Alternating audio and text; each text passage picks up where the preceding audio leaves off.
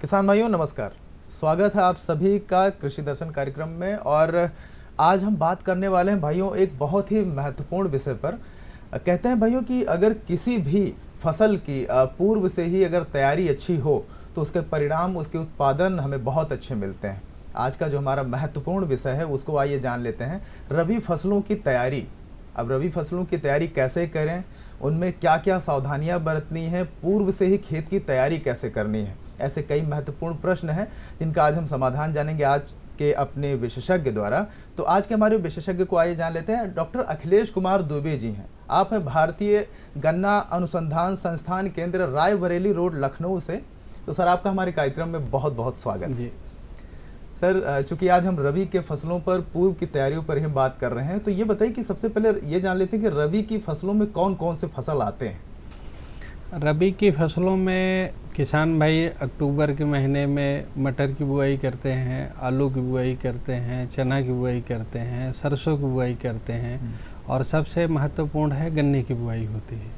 और साथ ही साथ सब्जियों की अधिकांश किसान भाई जो है रोपाई करते हैं। गोभी है, पत्ता गोभी है, पालक है, धनिया है, इसके अलावा सलाद के बहुत सारे, गाजर है जी। इन सब की इसी महीने में रोपाई की जाती है।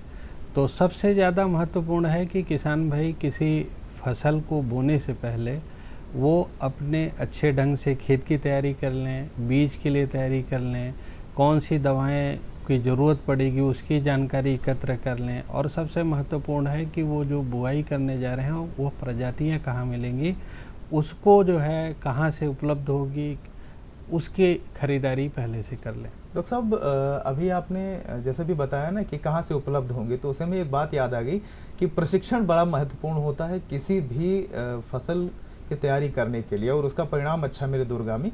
तो ये बताइए कि सबसे पहले रबी की फसलों को लेकर के जैसे हम बात कर रहे हैं, तो पूर्व में ही हमारे जो किसान हैं वो क्या पहले अपने नज़दीकी कृषि विज्ञान केंद्र पर प्रशिक्षण ले लें इन सब के बारे में? जी बिल्कुल महत्वपूर्ण है। जैसे जो व्यावसायिक फसलें हैं, जो किसान भाई आलू की खेती करते हैं, गन्ना की खेती करते हैं, साथ ही गन्ने की फसल में अंतःसस्यन सब्जियों का किया जाता है, तो उसको कैसे बुआई करें, बीज उपचारित कैसे करें और क्या क्या शस्य क्रियाएँ करनी है, और सबसे महत्वपूर्ण है कि खरपतवारों का नियंत्रण हम कैसे करें। बहुत महत्वपूर्ण है। और जो हमारे फसल में कीड़े बीमारियां लगते हैं, तो अगर हमें पूर्व में जानकारी ले लेते हैं, प्रशिक्षण प्राप्त कर लेते हैं, तो उससे किसान भाई हर स्तर पे अलर्ट रहता है। बिल्कुल। और हमें आज ज़रूरत है कि व्यावसायिक खेती करने की, कि हम अगर 1 हेक्टेयर में हम 1 से 1.5 लाख रुपए की लागत लगा रहे हैं, विशेषकर जो सब्जियों की खेती करते हैं, तो हमें चूँकि ये विंडो बहुत कम मिलता है, हमें जो है 80 से 90 दिन में हमारी फसल तैयार होती हैं,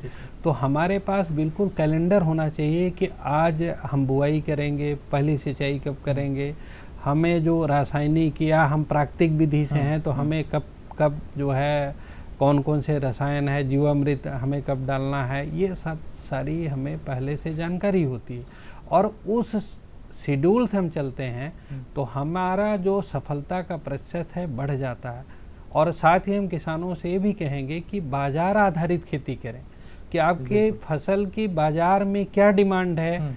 यह नहीं कि आलू का रेट इस बार ज़्यादा हो गया तो हम आलू की ही खेती करें। हमें थोड़ा थोड़ा सभी सब्जियों की खेती या फसलों की खेती करना चाहिए, कि जिससे अगर हमारा कहीं नुकसान हो तो हमारी दूसरी फसल से भरपाई हो सके। अभी आपने डॉक्टर साहब जो व्यावसायिक खेती की तरफ थोड़ा सा फोकस किया है, तो उस पर भी हम आने वाले थे और आपने अच्छा किया, इस पर आप आ गए पहले से ही। डॉक्टर साहब, रबी की जो तैयारी है उसमें सबसे पहले हम अगर सब्जियों पर ध्यान दें, तो सब्जियों को कौन कौन सी सब्जियों को जो है अक्टूबर और नवंबर आते आते जो है उसको शुरू कर दें हमारे किसान, जिनसे जो है आय के जो बहुत ज़्यादा समस्याएं हैं खेती किसानी में, उनसे जो है उनको राहत मिल सके। देखिए, मैं उत्तर प्रदेश की बात करूं तो चूँकि यहाँ पे वर्षा ज़्यादा होती है, तो किसान भाई थोड़ा सब्जियों की खेती विलम्ब से करते हैं। और इस बार कहीं कहीं पे ज़्यादा वर्षा हो गई है, तो सबसे ज़्यादा किसान भाई को तैयारी करनी है कि हमें नर्सरी स्वतः तैयार करनी है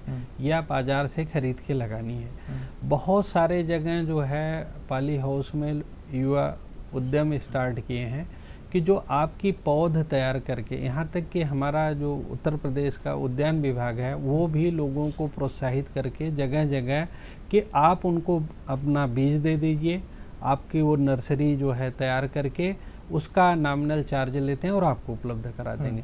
और ऐसे बहुत सारे किसान भाई हैं जो स्वयं का पॉली हाउस बना रखे हैं, नेट हाउस बना रखे हैं, वहाँ पर वो अपने सब्जियों की नर्सरी तैयार कर सकते हैं। तो इस समय जो सबसे बड़ा सब्जियों की नर्सरी का रिस्क होता है कि जैसे उन्होंने बीज की बुआई कर दी और अचानक ज़्यादा तेज़ बारिश हो गई तो हमारी पौध खराब हो जाती है।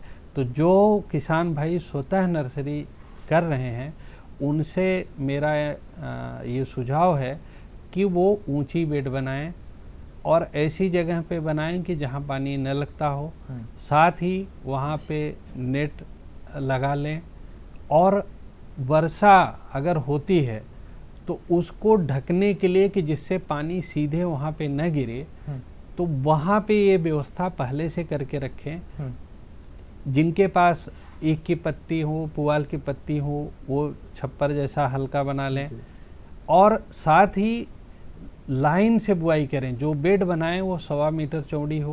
पहले आप बीज का उपचार कर लें, जैसे टमाटर का बीज है, अगर आप ओपन पॉलिनेटेड पर परागित फसल लगा रहे हैं तो उसका बीज सस्ता है, लेकिन जब आप हाइब्रिड बीज लगाते हैं तो वह बीज जो है 60,000 रुपये से लेके 1.5 लाख रुपए किलो तक होता है। क्योंकि किसान थोड़ी मात्रा में खरीदता है तो उसके लिए पता नहीं चलता, और अगर आपकी नर्सरी एक बार ख़राब हो गई तो वह दोबारा नर्सरी जब आप लगाते हैं तो 25 से 30 दिन आपका समय जाया जाता है, और जो आपको 25-30 दिन पहले उत्पादन मिलना है उसमें विलम्ब हो जाता है। और होता क्या है कि फिर मार्केट में एकाएक उत्पाद आते हैं तो जिससे उसका भाव गिर जाता है। डॉक्टर साहब, मौसम का हमारे किसान भाई बहुत ज़्यादा इंतज़ार करने लगते हैं कि जब बिल्कुल मुंह से भाप निकले तभी जो है ठंड मानते हैं और तभी जो है उसको शीतकालीन सत्र मान करके उन सब्जियों की जो है या उन फसलों की तैयारी शुरू करते हैं।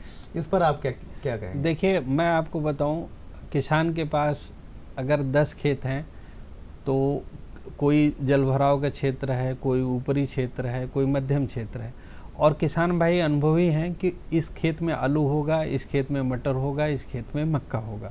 ये हमारा परंपरागत ज्ञान है जो किसानों को अपने अनुभव से एक पीढ़ी से दूसरी पीढ़ी में मिले हैं। तो किसान भाई ये ध्यान रखें कि हम कृषि विज्ञान केंद्र, मौसम विभाग, बहुत सारे ऐप हैं, आप मोबाइल पे देखते हैं आपके क्षेत्र में वर्षा होगी कि नहीं होगी, सारी जानकारी हम लोग प्रत्येक मंगलवार और शुक्रवार को किसानों को सलाह देते रहते हैं। तो जो भी किसान भाई प्रत्येक जनपद में हैं, मेरा उनसे अनुरोध है कि वो अपने कृषि विज्ञान केंद्र में, अधिकांश जगह पे कृषि मौसम इकाई की स्थापना की गई है जहां से आपको तकनीकी जानकारी मिलती है, राज्य सरकार के कृषि विभाग के द्वारा तकनीकी जानकारी मिलती है, समाचार पत्रों में, और यहाँ तक कि आपके दूरदर्शन के द्वारा भी प्रत्येक दिन जो है मौसम के बारे में जानकारी दी जाती है। और मैं जो आपने चर्चा किया गेहूं की मैं बात करूं तो किसान भाई गेहूं का, हमारे पूरे उत्तर प्रदेश में गेहूं का उत्पादन इसलिए कम हो जाता है कि किसान विलम्ब से गेहूं की बुआई करते हैं। हम लोगों ने बहुत सारे जो है परीक्षण किए और ये पाया गया कि जो किसान भाई 1 नवंबर को अगर बुआई करेगा तो उसका उत्पादन प्रति हेक्टेयर 50 कुंटल से ज़्यादा मिलेगा। इसका जो मुख्य कारण है कि मार्च के महीने में जो पछुआ हवा चलने लगती है उससे क्या है कि हमारे दाने गेहूं के श्रिंक कर जाते हैं, जैसा आप पिछले साल भी देखे होंगे, उससे पिछले साल भी देखे होंगे। जो वेट था सर वो बहुत कम हो गया तो हमें किसान भाइयों से, चूंकि अब जो हमारा धान का क्षेत्रफल है वो 80% से ज़्यादा हाइब्रिड फसलें हैं जो 120 से 130 दिन की अवधि के हैं। अब लंबी प्रजातियों की बजाय किसान भाई कम अवधि की प्रजातियां लगा रहे हैं। तो हमारा खेत जो है 20 अक्टूबर के आसपास खाली हो जाता है और किसान भाई गेहूं की बुआई सीधे कर सकते हैं, जैसे हैप्पी सीडर के द्वारा कि आपने कंबाइन से धान कटाया, और हैप्पी सीडर से आपको कोई जुताई करने की ज़रूरत नहीं है, आप सीधे उसमें धान की बुआई कर सकते हैं। इसी ढंग से जीरो टिल सीड ड्रिल है, आप उससे भी आप सीधे बुआई कर सकते हैं, आपकी जुताई करने की ज़रूरत नहीं है। बहुत सारे किसानों के दिमाग में था कि हमारा जो पुआल है वो खेत में नहीं मिलता, तो बहुत सारे उद्यमी अब सुपर सीडर खरीद लिए हैं जो जुताई भी करता जाता है, पीछे से जो है गेहूं की बुआई। और ये जितना मैंने आपको बताया, ये तीनों मशीनों में खाद भी जो है डालने की सुविधा है। तो अभी किसान क्या करता है कि छिटकुआ विधि से गेहूं बोता है, बहुत सारा गेहूं का बीज ऊपर रह जाता है, हमारी जो खाद है वो पौधे के जड़ क्षेत्र में नहीं होता है, जिसके कारण हमें उत्पादन कम मिलता है। अगर इस विधि से किसान भाई गेहूं की बुआई करेंगे तो प्रति हेक्टेयर 9,000 रुपये की सीधे बचत हो जाती है। जो उनका जुताई का पैसा है, अन्य जो कृषि कर्षण क्रियाएं करते हैं, उससे उनकी बचत होती है, और साथ ही उत्पादन भी 10 से 15% बढ़ जाता है। आपने अभी गेहूं की थोड़ी देर पहले बात की, इन सब की जो खास चीज़ है वो ध्यान देने वाली बात है कि वैरायटी कौन सी होनी चाहिए, कौन सी वैरायटी जो है वो उपयुक्त रहेगी कौन से समय पर, उस पर थोड़ा सा जानकारी दीजिए। जैसे मैं आपको बताऊं, अक्टूबर में जैसे मटर की बात है तो अधिकांश किसान भाई जो है सब्जी मटर की खेती करते हैं, तो इसकी जो वैरायटी है काशी उदय, ये भारतीय सब्जी अनुसंधान संस्थान वाराणसी से है, ये अगेती प्रजाति है। इसी ढंग से आज़ाद मटर 3 है, AP3 के नाम से किसान भाई जानते हैं। इनको किसान भाई लगाएं, और जो अगेती करना चाहते हैं उन किसान भाइयों से मेरा अनुरोध है कि मटर में उकठा बीमारी लगती है, तो बीज को आप जो हमारी FIR तकनीकी है कि पहले हम फफूंदनाशक से, फिर कीटनाशक से, फिर राइजोबियम कल्चर से उपचारित करें और कूण में लाइन से बुआई करें। तो अगर आप मटर की लाइन से बुआई करेंगे तो इसमें उकठा रोग नहीं लगेगा। इसी ढंग से सरसों की प्रजाति है गिरिराज, हम लोग पिछले 2 बार से किसानों के यहाँ प्रदर्शन में दे रहे हैं। उत्तर प्रदेश में बहुत ही अच्छा इसका परफॉर्मेंस है।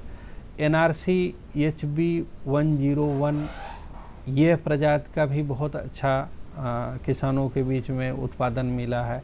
इसके अलावा बहुत सारे जो हमारे प्राइवेट कंपनी हैं वो हाइब्रिड लेकर के आए हैं। बीज दर आपको प्रति हेक्टेयर 4 किलो से ज़्यादा नहीं रखना है और कूण में बुआई करें। जो हम रासायनिक उर्वरक डालें वो हम ज़मीन में जो है सीड ड्रिल की मदद से, छोटे छोटे यंत्र हैं उनके द्वारा जो है हम बीज की बुआई करें, तो उससे ये फ़ायदा होता है कि हम खरपतवार नाशी का नियंत्रण कर सकते, खरपतवार नाशी के द्वारा हम खरपतवारों का नियंत्रण कर सकते हैं, निकाई गुड़ाई कर सकते हैं, और साथ ही सिंचाई में भी हमें सुविधा होती है। और किसान भाइयों से अनुरोध है कि अगर आप अक्टूबर में सरसों की बुआई करेंगे तो आपकी फसल में कोई कीड़े बीमारी नहीं लगेगा। जब हम विलम्ब से बुआई करते हैं तभी हमारी सरसों की फसल में नुकसान। खेत की तैयारी क्या पूर्व में, जैसे आपने बताया कि 1 नवंबर से गेहूं जो है किसान बो दें, बुआई उसकी शुरू कर दें, तो उसका जो है लाभ भविष्य में बढ़िया मिलेगा। खेत की तैयारी उससे पूर्व में कैसी होनी चाहिए, खरपतवार नियंत्रण कैसा होना चाहिए, कितनी बार जुताई कर लें, कौन सी हल से करें, जैसे मिट्टी पलटने वाले हल से किसान करें उससे ज़्यादा उनको फ़ायदा मिलेगा, सिंचाई कितनी बार करें, क्या बेहतर रहेगा? देखिए, जिन किसान भाइयों को अगर खेत खाली हों, लेजर लेवलर यंत्र है और करीब करीब किसानों के 10 किलोमीटर के एरिया के आसपास एक लेजर लेवलर इस समय वर्तमान में उपलब्ध है। और अगर किसान भाई को नहीं मालूम है तो अपने नज़दीकी कृषि विज्ञान केंद्र से संपर्क करें, वो लोग बता देंगे कि कहाँ पे लेजर लेवलर उपलब्ध है। उनसे खेत को समतल करें, और खेत को समतल करने से सबसे बड़ा ये फ़ायदा होता है कि हमें मशीन चलाने में आसानी होती है। जहाँ तक हम बात कर रहे हैं कि खेत को ज़्यादा जुताई करने से आपकी पैदावार नहीं बढ़ती है, हम लोगों का अनुभव पिछले 20 सालों से है। सिर्फ ज़रूरत है कि आप उसको अगर आप सीधे भी, जैसे हम लोगों ने धान काटने के बाद धान की खेत में ही बगैर जुताई किए हुए सीधे सरसों की बुआई कर दी है। चूँकि समय से सरसों बोई गई, बीज दर हमने नियंत्रित रखा, उसको मशीन के द्वारा खाद भी जो है खाद और बीज साथ में बोया गया, तो उससे सबसे जो मुख्य है कि हम खरपतवार नियंत्रण करें। खरपतवारनाशी आपको गेहूं की फसल के लिए पहले से खरीद के रखना है। विशेष ध्यान रखिए, जब आपका गेहूं 4 पत्ती का हो तो खरपतवार 2 पत्ती का होना चाहिए। सर हमारे पास अभी समय का अभाव है, हम इस पर फिर आगे बात करेंगे। आज की जानकारी के लिए आपका बहुत बहुत आभार सर जी। तो किसान भाइयों, आप सभी ने आज जाना कि रबी की फसलों की पूर्व से ही तैयारी कैसी होनी चाहिए, वो हमारे आज के विशेषज्ञ ने आपको बताया है। और आशा करते हैं कि आप इस पर ज़रूर ध्यान देंगे और आगे आप अपने रबी की फसलों को अच्छी तरीके से उसका जो उत्पादन प्राप्त करेंगे। आज के अंक में इतना ही, मिलेंगे फिर से अगले अंक में किसी अन्य विषय के साथ। तब तक के लिए दीजिए अनुमति, नमस्कार।